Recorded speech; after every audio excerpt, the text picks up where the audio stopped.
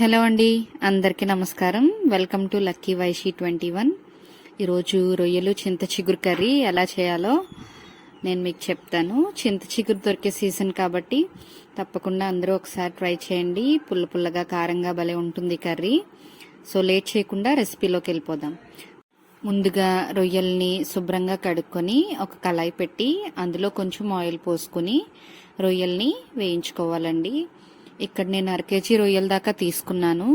రొయ్యలు వేగిపోవాల్సిన అవసరం లేదండి. జస్ట్ ఆ పచ్చిదనం పోయేదాకా మనం నూనెలో వేసి వేయించుకొని పక్కన తీసుకోండి.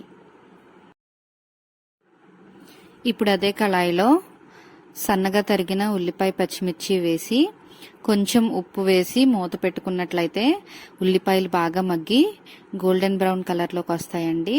అలా ఈ దాకా మనం వేయించుకోవాలి.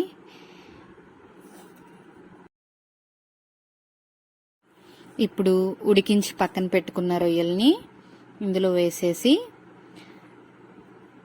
1/2 స్పూన్ పసుపు, 2 చెంచాల కారం వేసుకొని ఒకసారి కూరని బాగా కలిపి మూత పెట్టి మగ్గనివ్వండి.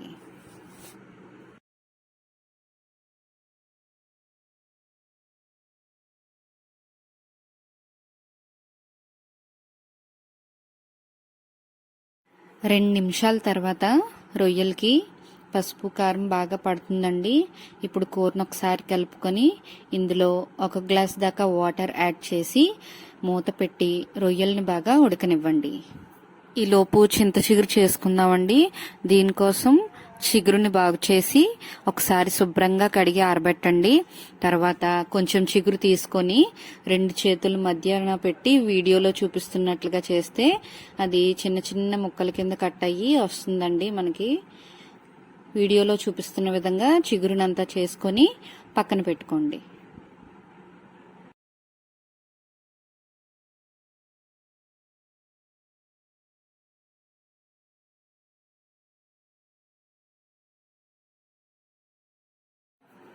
ఒక 10 నుంచి 15 నిమిషాల తర్వాత కూర బాగా ఉడికిపోతుందండి. ఈ స్టేజ్లో చేసుకున్న చింత చిగురుని కూరలో యాడ్ చేయండి. ఈ కర్రీలోకి ఎప్పుడైనా సరే చిన్న రొయ్యలు చాలా బాగా సెట్ అవుతాయండి. మీకు చిన్న రొయ్యలు దొరికితే చిన్న రొయ్యలతోటే చేయండి. ఇప్పుడు చేసుకున్న చింత చిగురునంతా కర్రీలో వేసేసి ఒకసారి బాగా కలిపి మూత పెట్టండి.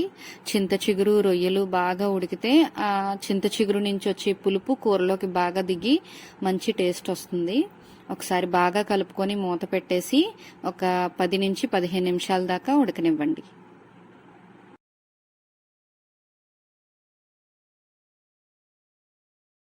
10 నిమిషాల తర్వాత చింత చిగురు బాగా ఉడుకుతుందండి. ఇలా నూనె పైకి తేలుతూ కనపడుతుంది. అంతేనండి, రొయ్యలు చింత చిగురు కర్రీ రెడీ అయిపోయినట్లే. ఈ కర్రీ పుల్ల పుల్లగా కారం కారంగా చాలా టేస్టీగా ఉంటుందండి.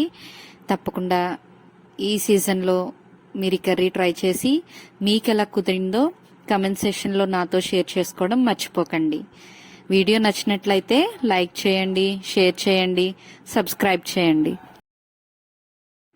Thank you for watching.